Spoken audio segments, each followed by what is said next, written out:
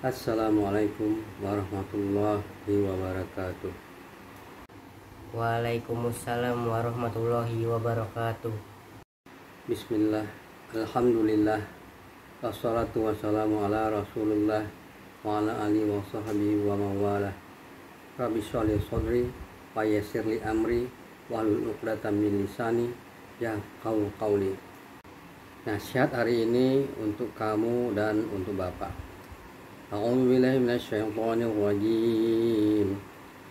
Ya bunayya aqimis salata wa'mur bil ma'rufi wanha 'anil munkari wasbir 'ala ma asabak. Inna dzalika min azmil umur.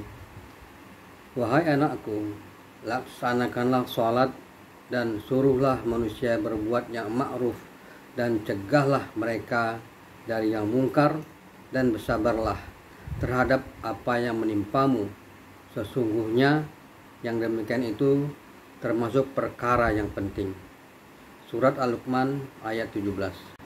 Kali ini kita akan membahas tentang lanjutan ayat Al-Kursi.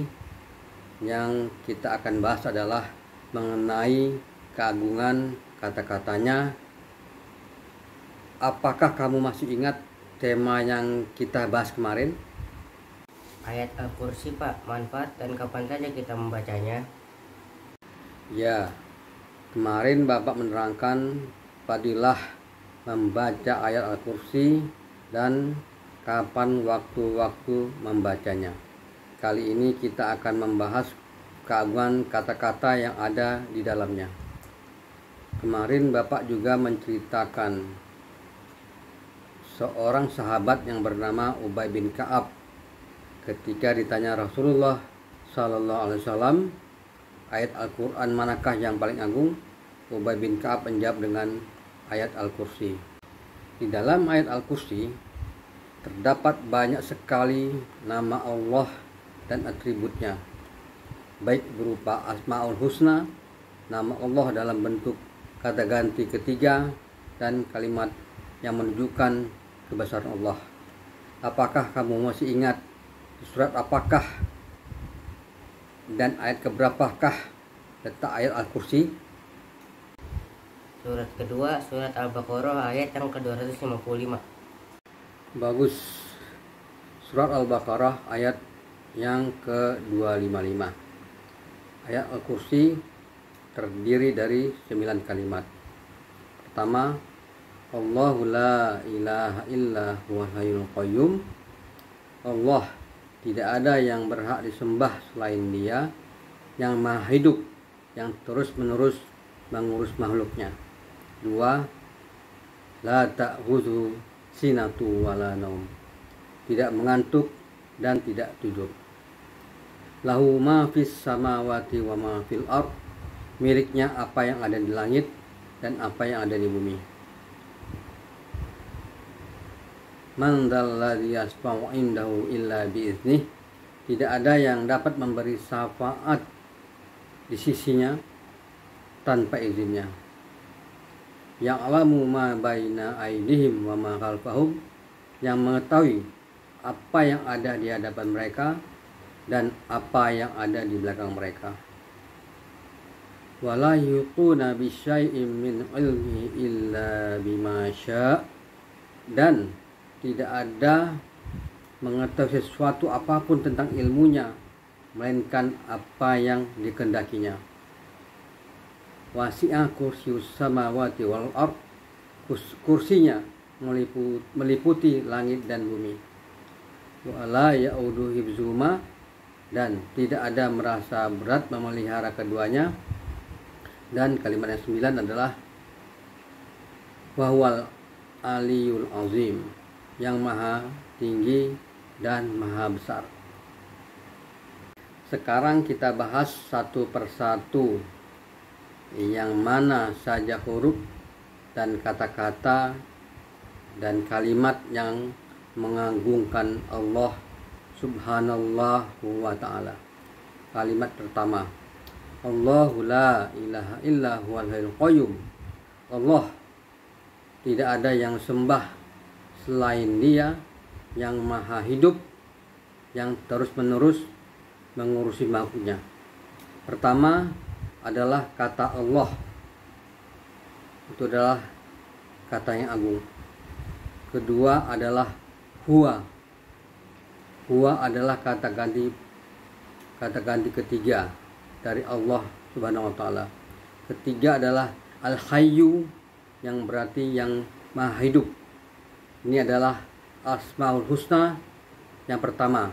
Keempat adalah al-qayyum, yang berarti yang senantiasa mengurusi makhluknya, dan ini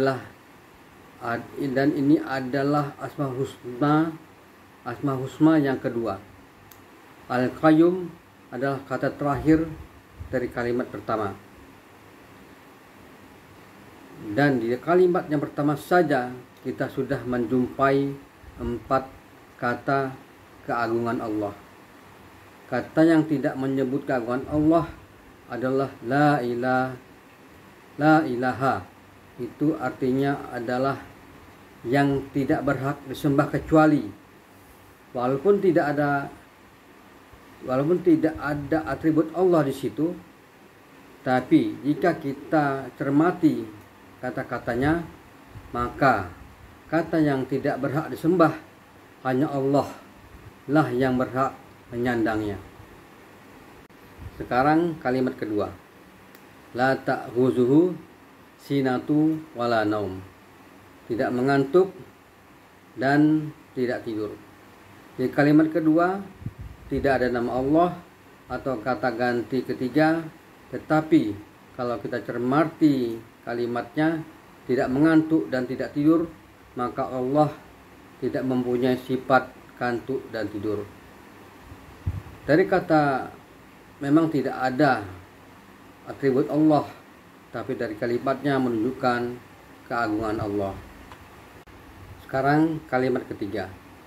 Lahu ma fis samawati wa ma fil ard. Miliknya apa yang ada di langit dan apa yang ada di bumi. Kalimat ketiga hanya satu yang menyebut Allah dengan kata berganti hu, yang berarti dia. Karena di ujung katanya maka diartikan dengan nya. Lahu artinya baginya atau miliknya. Seperti kalimat kedua, kalimatnya juga menunjukkan kekuasaan Allah, karena hanya Allah lah yang memiliki apa yang ada di langit dan apa yang ada di bumi. Sekarang kalimat keempat. Man dzalladzi yashfa'u indahu illa bi'idznih. Tidak ada yang dapat memberi syafaat di sisinya tanpa izinnya. Dari kata ada 2 atribut Allah. Hu dalam kata indahu dan hi dalam kata biiznihi.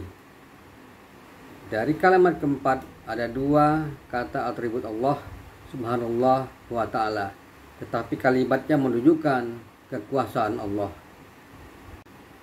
Yang kelima, ya'lamu ma baina aydihim wa ma khalfahum, yang mengetahui apa yang ada di hadapan mereka dan apa yang ada di belakang mereka. Kalimat kelima tidak ada kata Allah atau atribut Allah, tetapi kalau dilihat dari artinya, maka hanya Allah lah yang mengetahui apa yang ada di depan dan apa yang ada di belakang, yang mengetahui masa lalu dan yang mengetahui yang masa yang akan datang. Kalimat ini juga menunjukkan bahwa kalimat itu menunjukkan kekuasaan Allah. Yang keenam, wala yuhituna bisyai'in min ilmihi illa bima syaa. Tidak ada yang mengetahui sesuatu apapun tentang ilmunya melainkan apa yang dikehendakinya. Di kalimat yang keenam hanya ada satu kata pengganti Allah, yaitu hi pada kata ilmihi yang berarti ilmunya. Sedangkan di ujung kata terdapat kata bimasya. Di situ terdapat atribut Allah tetapi tidak berbentuk huruf. tersembunyi artinya dengan apa yang dikehendakinya. Yang ketujuh, wasi'a kursius samawati wal ard, kursinya meliputi langit dan bumi.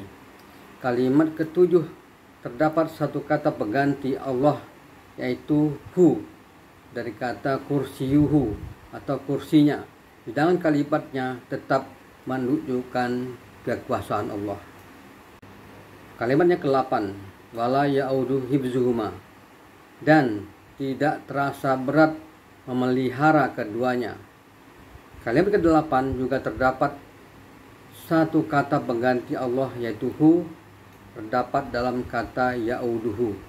Sedangkan kalimatnya tetap menunjukkan kekuasaan dan keagungan Allah. Kalimat ke-9, wa huwal aliyul azim, dan dia maha tinggi dan maha besar. Kalimat ke-9 terdapat dua atribut Allah, yaitu huwa dan dua asmaul husna, al-ali dan al-azim. Kalimat pertama ada 4 kata atribut Allah. Kalimat yang kedua tidak ada kata atribut Allah. Kalimat ketiga ada 1. Kalimat keempat ada 1. Kalimat kelima tidak ada. Kalimat keenam 1. Kalimat ketujuh ada 1. Kalimat ke-8 ada 1. Kalimat ke-9 ada 3. Jadi ada 12 kata atribut Allah. Sedangkan seluruh kalimat menunjukkan kebesaran dan kekuasaan Allah Subhanahu wa ta'ala. Itulah kenapa ayat Al-Kursi disebut sebagai ayat yang agung di dalam seluruh Al-Quran, melebihi ayat manapun. Sampai di sini dulu pembahasan kita kali ini. Besok kita akan lanjutkan dengan keajaiban ayat Al-Kursi, dilihat dari susunan kata di dalamnya dan tata bahasanya. Allahu a'lam bishawab. Subhanakallahumma wa bihamdik, asyhadu an la ilaha illa anta, astaghfiruka wa atubu ilaik. Assalamualaikum warahmatullahi wabarakatuh. Waalaikumsalam warahmatullahi wabarakatuh.